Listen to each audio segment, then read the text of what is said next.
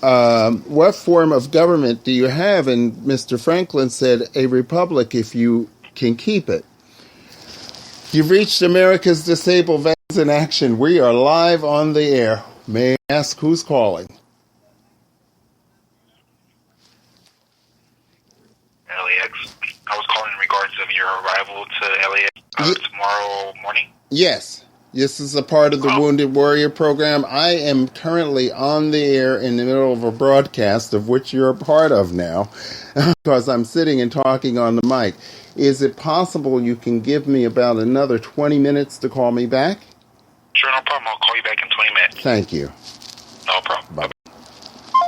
That is a part of the Wounded Warrior program that if you're traveling as a PTSD veteran, you can get assistance through the airport. The thing is that we have to do whatever we can in order to make sure that our men and women have the care that they need. And when they have the care that they need, they can make a difference in what happens to our veteran men and women. Yes. Okay, I'm sorry. We got cut off because TSA called in too, and it's kind of got Grand Central around here. So we have come to the point now that we have to understand that when you have people that are deliberately indifferent to the needs of others, that it does not make for good leadership.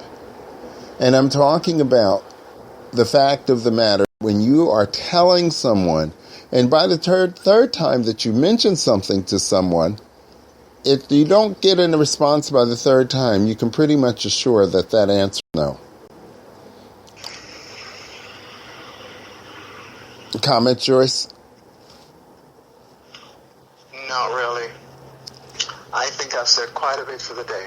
Well, now I'm pretty upset with the way they're treating female veterans and male also, but to think that female veterans are being abused by the doctors and being forgotten for whatever reason, it's an abomination.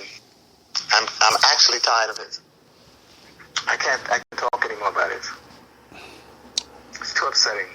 Well, my whole thing, if this show has gotten to you in any way, one of the things that we ask you to do about it each and every day, when I do come to air, I give the number to the U.S. Capitol.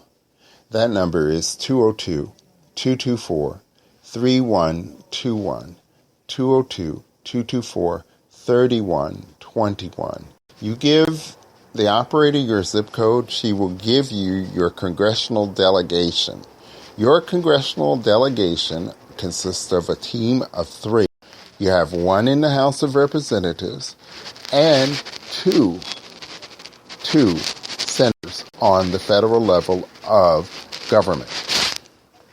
So we have to begin to understand here, when we're talking about the civic responsibility of each and every one of us, not to leave a veteran behind. That's how come I give out the number. Because if this story outrages you, you should be talking about it. Because this should not be happening to a veteran, a female veteran, any veteran, because of the honor debt they have incurred through the service to the United States military. We have to do a better job. It's overdue that we do a better job. Because if we don't do a better job, we are the ones who left out and left in the lurch. Well, folks, we've reached the end of our show today. And upon reaching that end of the show today, I want to say this has been quite a week. A week in which we have covered some of the events out of Congress. I mean, my report card out of Congress is one of such, I'd have to say it needs improvement at this point. Because I can't say that even in my representation, I gave warning that I was coming to Congress. I wrote to a ton of representatives. I got 3 representatives. Fastest and best response was from Mr. Payne of New Jersey, of which I showed pictures. There were other encounters that we had with Senator Boxer and Senator Warren, as well as with Senator Bernie Sanders. I believe that we met with some of the powers that be. When we extended an invitation to Senator Isaacson's Georgia office called us back, asking for us to talk. When they found out that we were in D.C., they passed us off to the Senate committee, and there has been radio silence ever since.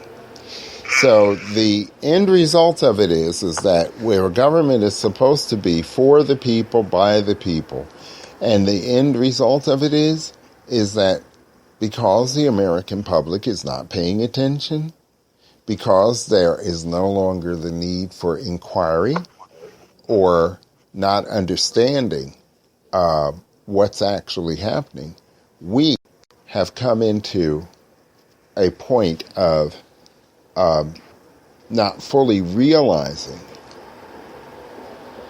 what it is that we're dealing with because we're so distracted with our everyday lives. So, that being the case, I hope that ADVIA becomes your wake-up call.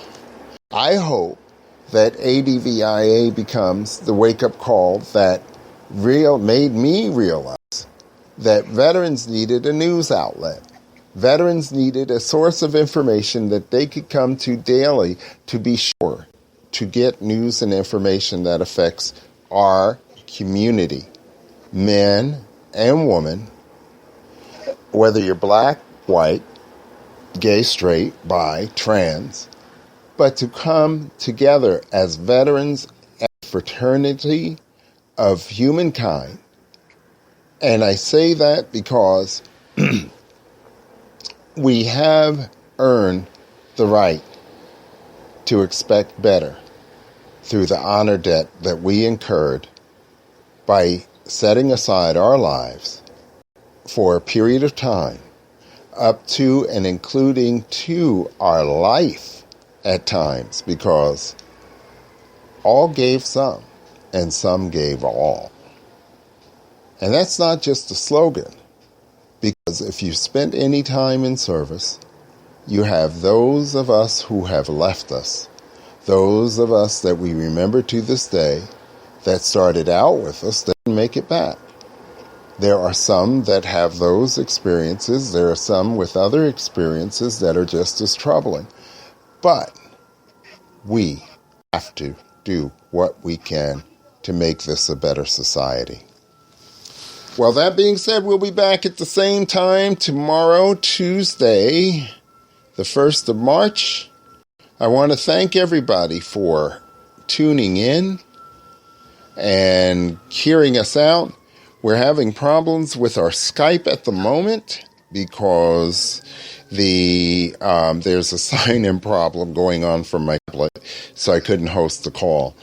But we will be getting this straightened out, and I will ensure that we are back and on the air tomorrow for your calls, concerns, and communications. In the meantime, we want to thank you for hanging out with us, and we'll be back tomorrow. Watch out for that first step, man.